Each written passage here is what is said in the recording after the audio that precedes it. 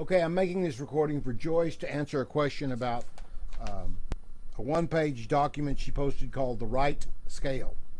Now, this is the standard way modes are taught in the academy, especially in jazz circles. Dr. Onye does not teach them this way, and I think his way is superior. Let me say that first. I grew up with this. I like Onye's way, Dr. Onye's way of teaching it much better. So the first thing it says is, let's talk in the key of C. If you're playing a song in the key of C, that's your first choice. C major scale. A good way to understand what Dr. Onye calls the authentic modes is to look at the seven chords in the key of C. C major 7, D minor 7, E minor 7, F major 7, G7. That's the only place you'll find the dominant in a major key. A minor 7, B half diminished, and C major 7. Now the scales for each of those have names. Ionian, Dorian, Phrygian, Lydian, Mixolydian, Aeolian, Locrian or Locrian. But they're all C major scale. You use this stuff to study, not to play. Once it's time to play, you're not thinking about this. You're just playing, right? And if you stop to think about it, it's too late. Study it, apply it to your practice, but don't take it to performance. Don't even worry about that. Now the next thing he says is on 1/7, which would be, in this case, we're in the key of C. If 1/7 comes up, that's what's called a secondary dominant. It's not part of the key of C major. If we hear C7, we know that's setting us up to go to F major, because C7 is the 5 of F major. So the C7 is, the Mixolydian scale he's talking about here, is an F major scale.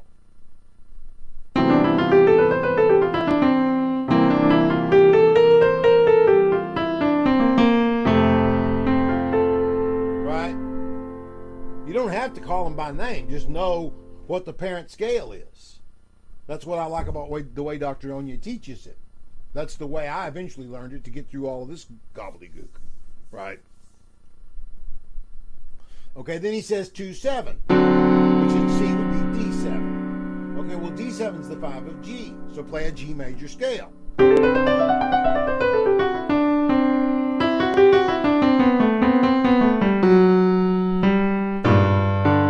on a G7 now, which is a 5. Now I'm playing a C major scale, and I'm back to 1.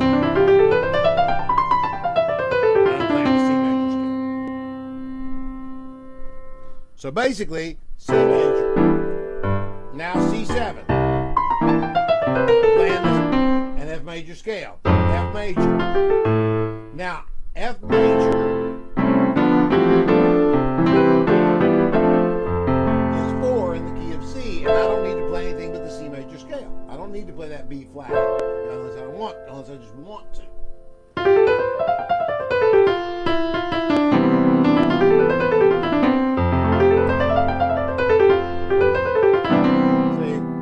Okay, so here I am on C. C7.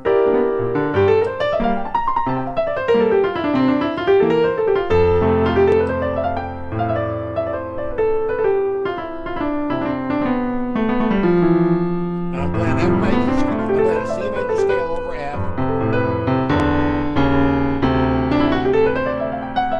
And I'm playing a G major scale now over D. 7, which is the Mixolydian.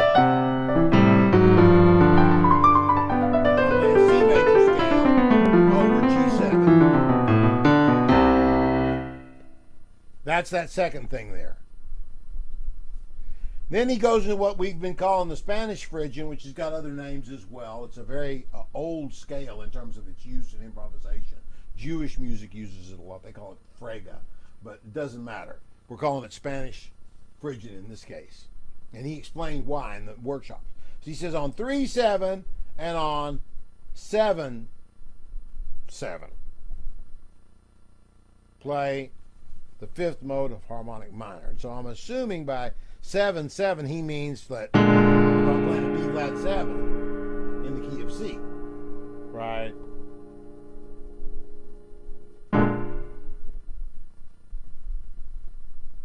Yeah, he's talking about secondary dominance.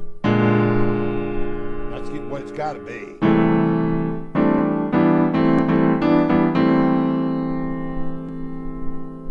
That's not the clearest presentation of that, in my opinion. It's confusing me.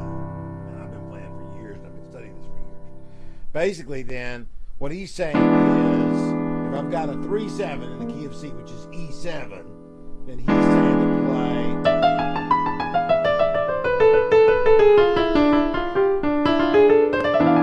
I had to think for a second. What did I think? I thought E7 goes to A minor. So I'm playing an A harmonic minor scale.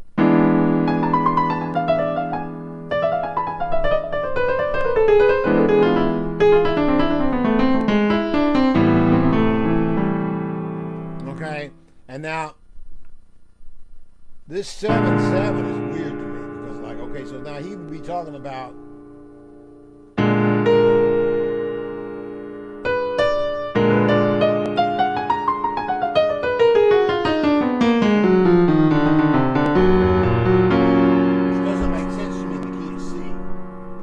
if he means this, a B7,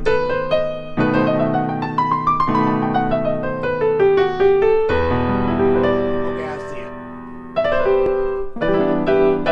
He's talking about a B7 in the key of C.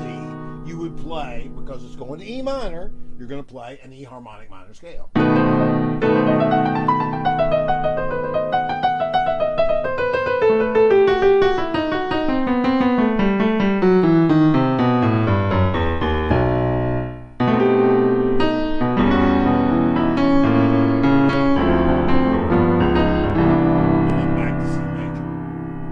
I'm really shifting from one key to another in terms of the scale choice. Giving it a name is another way to label it. You don't need to label it. You just need to know what the parent scale is and where the chord is going. If it's a dominant chord, it's going to the chord that's a fourth up or a fifth down. E7 is going to go to A minor. Sometimes it'll go someplace else, but its basic function is to go to A minor. So play an A minor.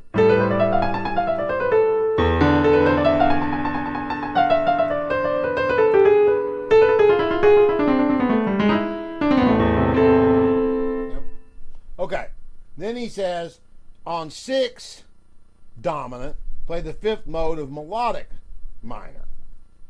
Okay, so now he's talking about it's an A7, C major. Well, I'm going to D minor.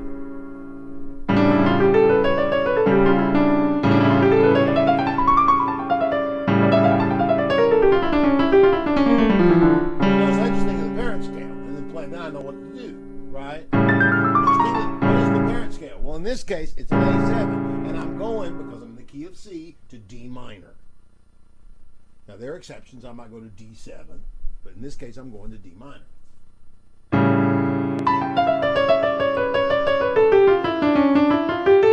That's a melodic minor, right?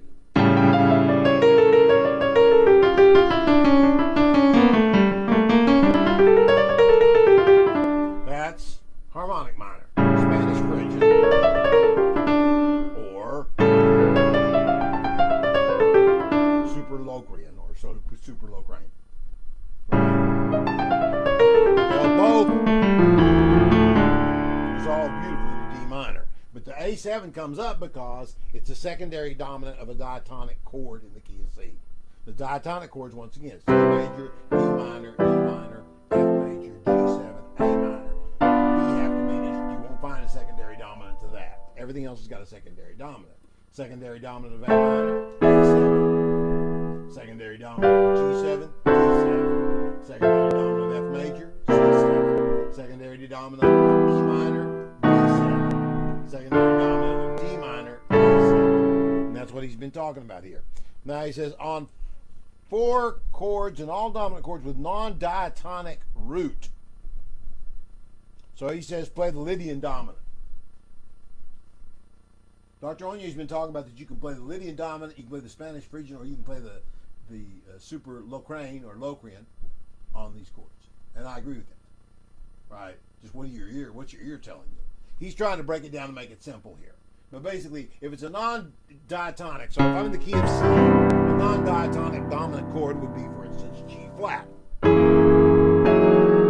Now, in this case, because I'm probably going to resolve it to F major, his choice is a good one, the Lydian dominant. But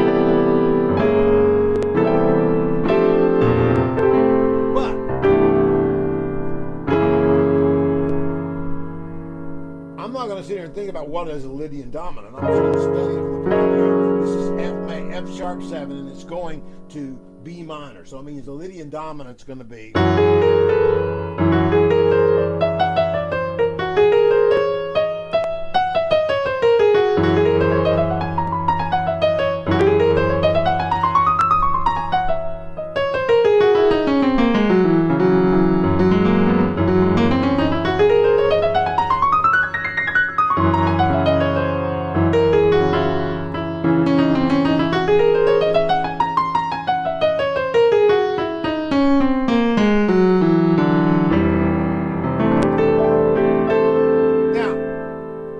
I could also have played, that's the Lydian dominant scale that he's talking about here. These formula are okay for learning them, but that's not the way Dr. Onye teaches them, and that's not the way I would teach them either. I think learning the parent scale, knowing what the parent scale is. How did I find the Lydian dominant? Once again, I'm not going to do this if I haven't practiced it in performance. How did I find the Lydian dominant? I realized this is going to a B. That's its function. It's the 5 in the key of B. So I'm going to the major scale. And now to make it Lydian dominant, you know, it's going to be different. 4. So I'm starting the scale.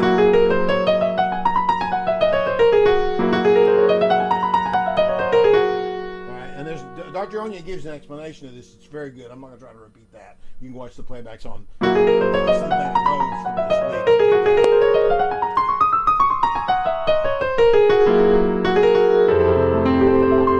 That's great.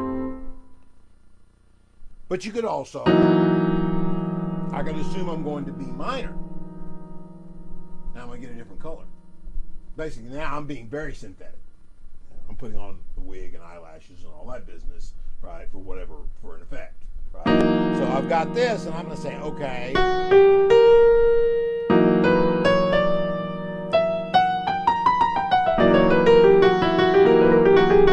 How did I figure that out? It's B harmonic minor.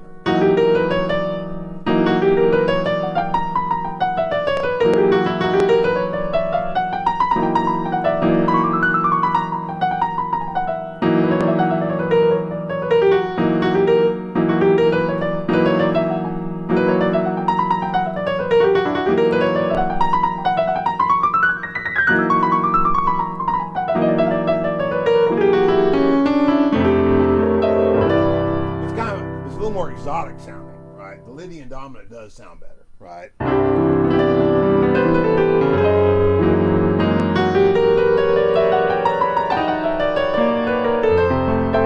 that doesn't sound bad. It's just more of a surprise. Okay, now the Super Locrian or Super Locrian would be basically the B, this one, B harmonic.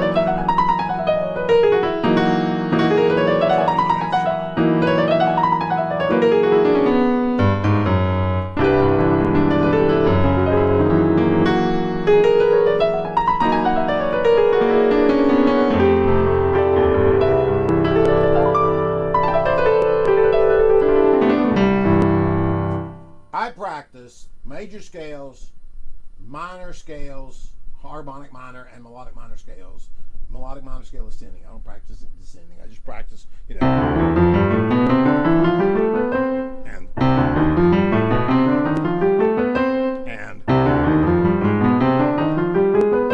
then use my knowledge to figure out what I need to know in terms of working out passages. That makes it a lot simpler, let me tell you. So what Dr. Onye is teaching you bypasses some of the complexity here.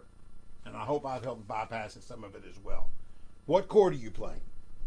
Where does it come from? If you're playing an E7, it comes from A major or it comes from A minor. And your scale choice is going to be either, well, A, you're playing an E7, you're either going to be playing some form of an E7 and A major scale,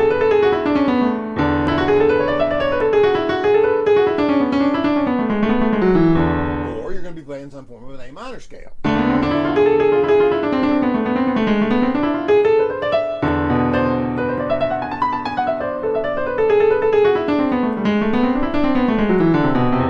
That'll get you there quickly. And remember, don't try to do it without studying it and knowing what you're going to do, because you don't have time to think all this stuff. No one does. Everyone plans how they're going to use these things. I hope this helps.